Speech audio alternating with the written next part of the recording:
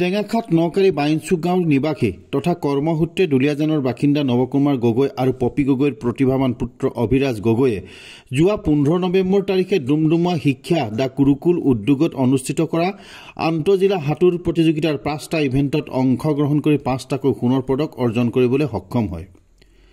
দুলীয়াজানৰ দিল্লী পাব্লিক স্কুলৰ 7ম শ্ৰেণীৰ ছাত্ৰ অভিৰাজৰ এই বিৰল কৃতিত্বত উৎফুল্লিত হৈ অভিনন্দন জনোৱাৰ লগতে উদূৰ ভৱিষ্যতে যাতে এজন কৃতি সাঁতোৰবিদ হিচাপে নিজকে প্ৰতিষ্ঠিত কৰি অসমৰ লগতে দেশখনলৈ গৌৰৱ কঢ়িয়াই আনিব পাৰে তাৰ বাবে অসম জাতীয়তাবাদী যুৱ ছাত্ৰ পৰিষদ দুলীয়াজান আৰু টেঙাখাট আঞ্চলিক সমিতিৰ এটি সজাতি দলে অভিৰাজৰ বাসগৃহত উপস্থিত হৈ ফুলাম গামোচা চেলেং চাদৰ আৰু এটি স্মাৰক প্ৰদান কৰি খেলুৱৈগৰাকীক অভিনন্দন জনায়।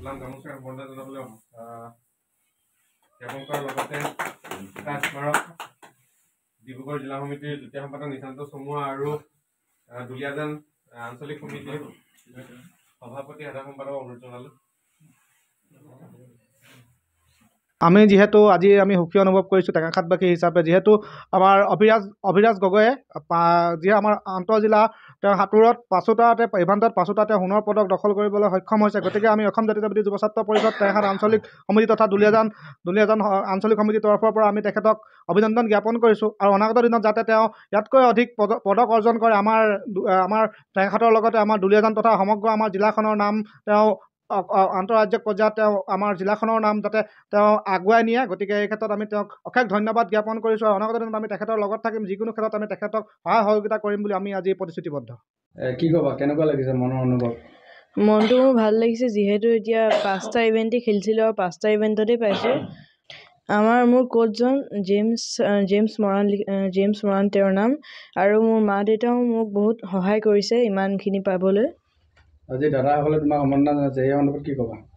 দাদাহঁতে যে মোক ইমান এনকাৰেজ কৰিবলৈ আহিছে সেইটো কাৰণেই মই থেংক ইউ দিছোঁ দাদাহঁতক। এই সজাতি দলটিত AJYCPৰ কেন্দ্ৰীয় সমিতিৰ কাৰ্যনিৰ্বাহক সদস্য পাৰ্থপ্ৰতিম কোঁৱৰ, জিলা সমিতিৰ যুটীয়া সম্পাদক নিশান্ত চমুৱা আৰু সাংগঠনিক সম্পাদক প্ৰশান্ত বৰা আৰু টেঙাখাট আঞ্চলিক সমিতিৰ সভাপতি গৌতম বৰুৱা উপস্থিত থকাৰ লগতে দুলীয়াজান আঞ্চলিক সমিতিৰ সভাপতি পল্লৱ গগৈ, সাধাৰণ সম্পাদক লক্ষী দত্ত, প্ৰাক্তন আছু নেতা সীমান্ত হাজৰিকা, নিমল থাপা, সুৰজ ভুজেল, মৰমজ্যোতি গগৈ, বিকি থাপাকে ধৰি বহুকেইজন যুৱ ছাত্ৰ নেতাই উপস্থিত থাকে।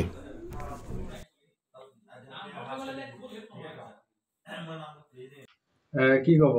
হয়, আমাৰ দুলীয়াজানবাসীৰ কাৰণে খুব ভাল খবৰ যে আমাৰ অভিৰাজ গগৈয়ে সাঁতোৰ প্ৰতিযোগিতাত 5টা ইভেণ্টত অংশগ্ৰহণ কৰি 5টাতে সোণৰ পদক লাভ কৰিবলৈ সক্ষম হৈছে। গতিকে আমাৰ নৱদাৰ ল'ৰা আজি ভাল ফল আনিছে, আমি গৌৰৱান্বিত দুলীয়াজানবাসী হিচাপে। সেয়েহে আজি দুলীয়াজান আঞ্চলিক সমিতিৰ লগতে টেঙাখাট আঞ্চলিক সমিতি একত্ৰিত হৈ তেখেতক আমি সম্বৰ্ধনা জনাবলৈ আহিছোঁ আৰু আমি আশা ৰাখিছোঁ অনাগত ভৱিষ্যতৰ দিনত যাতে ভাল ফল আৰু দেখুৱাই আমাৰ দুলীয়াজান অঞ্চলৰ লগতে যাতে আমাৰ জিলাখনলৈ আৰু ৰাজ্যখনলৈ গৌৰৱ কৰিব পাৰে আৰু ভগৱানে তেখেতক শক্তি দিয়ক, সামৰ্থ্য দিয়ক, সুস্থ দেহ মনৰ অধিকাৰী কৰি ৰাখক।